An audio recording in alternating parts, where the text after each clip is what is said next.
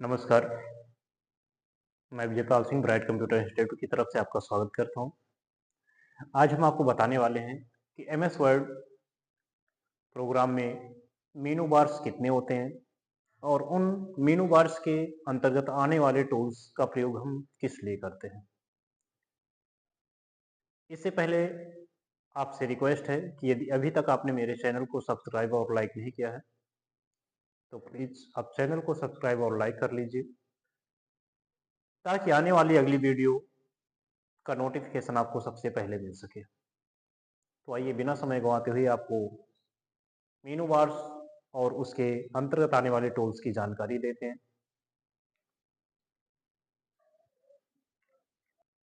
जैसा कि आप देख रहे हैं जैसा कि आप देख रहे हैं कि जब हम एमएस वर्ड ओपन करते हैं तो हमें उसकी विंडो कुछ इस प्रकार से दिखाई देती है, जिसमें सबसे ऊपर कंप्यूटर प्रोग्राम माइक्रोसॉफ्ट वर्ड लिखा होता है, जो कि टाइटल बार के अंतर्गत आता है। टाइटल बार के राइट साइड में चलेंगे तो हमें कंट्रोल की नजर आती है, जिसमें मिनिमाइज, मैक्सिमाइज और क्लोज की मिलती है। आप ध्यान दीजिएगा कि कंप्यूटर में एक इंपॉर्टेंट क्वेश्चन के रूप में ये प्रश्न आता है कि डेस्कटॉप पर कंट्रोल की संख्या कितनी होती है। तो ध्यान दीजिए कि आपको ये ध्यान देना है कि डेस्कटॉप पर कंट्रोल की संख्या 3 होती है, मिनिमाइज, मैक्सिमाइज और क्लोज। दूसरा क्वेश्चन ये हो सकता है कि कीबोर्ड पर कंट्रोल की संख्या, तो कीबोर्ड पर कंट्रोल की संख्या 2 होती है। आपको दिखा देते हैं कीबोर्ड में, जैसे नंबर 1 कंट्रोल ये विंडो के बगल, नंबर दूसरी कंट्रोल की आपको मिल जाता है नंबर की पर सॉरी एरो की, यहाँ देख सकते हैं आप कंट्रोल की एंटर बटन के नीचे शिफ्ट और उसके नीचे है। तो इस प्रकार से कीबोर्ड पर कंट्रोल की संख्या 2 होती है। अब जैसा कि आपको बताने वाले थे कि मेनू बार्स की जानकारी आपको दिया जाएगा। मेनू बार्स में आप देख रहे हैं सबसे पहले जो मिल रहा है हमें फाइल मेनू मिल रहा है। आपको बता दें फाइल मेनू एक ऐसा मेनू बार है कि हमारे द्वारा जो भी काम किया जाता है उसके अंतर्गत जब हम फाइल मेनू पर क्लिक करते हैं तो कुछ इस प्रकार का स्ट्रक्चर नजर आ जाता है, जिसमें save as, open close, information recent, new, print, save, send, help, option, exit नामक टूल्स हमें मिलते हैं। ये टूल्स हमें मिलते हैं। इस टूल्स के अंतर्गत सबसे पहला ऑप्शन जो मिल रहा है सेव। अब हमें ये जानकारी कहना है कि सेव का प्रयोग हम किस लिए करते हैं। तो आपको बताना चाहेंगे कि सेव का प्रयोग हम अपने द्वारा किए गए काम को सुरक्षित रखने के लिए, यानी कि काम तो अभी कर रहे हैं, यदि मुझे 6 महीने बाद देखना है तो मैं वो कैसे देखूं। इस प्रकार से उसे सुरक्षित रखने के लिए, सेव करने के लिए, मेमोरी में स्टोर करने के लिए हम सेव का प्रयोग करते हैं। आइए देखते हैं कि सेव का प्रयोग करते हैं। जैसे मान लीजिए कि हमने एक पैराग्राफ एडिट किया। पैराग्राफ एडिट करने के लिए आपको बता दें एक छोटी सी जानकारी कि पैराग्राफ एडिट करने के लिए एमएस वर्ड पर आप इक्वल प्रेस कीजिए और RAND ब्रैकेट स्टार्ट कीजिए और कितना पैराग्राफ आपको चाहिए, एक पैराग्राफ, 2 पैराग्राफ, 3 पैराग्राफ, 4 पैराग्राफ, वो नंबर संख्या लिखिए आप और कामा लगाइए। कितनी लाइन का पैराग्राफ चाहिए आप उस लाइन को इंक्लूड कीजिए 5। मान लीजिए कि हमें एक पैराग्राफ 5 लाइन का चाहिए, ब्रैकेट को बंद कर देंगे। कुछ इस प्रकार से आपको जूम करके दिखा दिया जा रहा है ताकि समस्या ना हो आपको। तो मैंने लिखा इक्वल रैंड, ब्रैकेट स्टार्ट किया, 1 लिखा और कामा,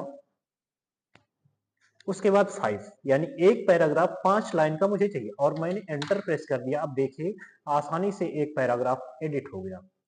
On the inside tab, the galleries include items that are designed to coordinate with the overall look of your document. You can use these galleries to insert tables, headers, footer, list, cover pages, and other document. Building blocks when you create pictures, chart, our diagrams, they also coordinate with your current document look. You can easily change the formatting of selected text in the document text by choosing a look for the selected text from the quick style galleries on the home tab. You can also format text directly by using the other controls on the home tab. ये एक paragraph है जिसको मैंने edit किया। Edit करने के लिए जो फंक्शन मैंने यूज किया वो आपने देखा ही। इसी प्रकार से आप भी फंक्शन यूज करके पैराग्राफ को एडिट कर सकते हैं।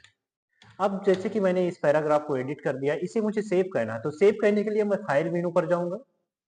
फाइल मेनू पर जा करके आप सेव विकल्प का प्रयोग कीजिए। जब आप सेव विकल्प का प्रयोग करते हैं तो कुछ इस प्रकार से बॉक्स आपके पास ओपन हो जाता है। जब आप सेव ऑप्शन पे जाते हैं, फाइल के सेव ऑप्शन पर, तो कुछ इस प्रकार का स्ट्रक्चर आपको दिखाई देता है जिसमें आपको मिल रहा है क्या, सेव माइक्रोसॉफ्ट वर्ड, यहाँ पर देखिए favourites, desktop, download, present file, document, library और म्यूजिक। ये ऑप्शन आपको देखने को मिल रहा है। ये ऑप्शन जो मिल रहा है हमें, वो सेकेंडरी मेमोरी के अलग अलग बॉक्स दिख रहे हैं। कहने का मतलब जो आपने डॉक्यूमेंट्स क्रिएट किया है उसे किस बॉक्स के अंतर्गत रखना चाहते हैं, डेस्कटॉप में रखेंगे, फेवरेट्स में, डाउनलोड में रखोगे, रिसेंट में रखोगे, या डॉक्यूमेंट में रखोगे, या म्यूजिक में रखोगे, किस फाइल में आप रखना चाहते हैं। जिस फोल्डर का आप प्रयोग करोगे जिसमें रखना है आपको, जैसे मुझे डेस्कटॉप पे रखना है, डेस्कटॉप पे क्लिक करेंगे और यहाँ पर आप फाइल नेम देख रहे हैं। फाइल नेम में आप अपनी फाइल को किस नाम से सेव करना चाहते हैं उस नाम को दे दीजिए। जैसे मुझे डालना है MS word document, MS word document, MS word document नाम दिया और मैं इसे सेव पर क्लिक करूंगा। यहाँ पे सेव का ऑप्शन दिख रहा है आपको, सेव के ऑप्शन पे क्लिक करेंगे। अब ये फाइल हमारी सेव हो गई। कहाँ पे सेव हुई है, इसको हम यहाँ से कट करते हैं, क्लोज की से कट किया। अब देखिए मैंने अपने जो मैंने डॉक्यूमेंट्स बनाया उसको मैंने कहाँ पे सेव किया है, डेस्कटॉप पर। देखते हैं, ये डेस्कटॉप है आपका। डेस्कटॉप की डेफिनेशन भी मैंने बताई है कि होम स्क्रीन पे देखने वाला जो भी कलरफुल बैकग्राउंड होता है उसे डेस्कटॉप बोलते हैं। अब देखिए इस बैकग्राउंड में मुझे हमारा डॉक्यूमेंट्स कहाँ दिखाई दे रहा है, MS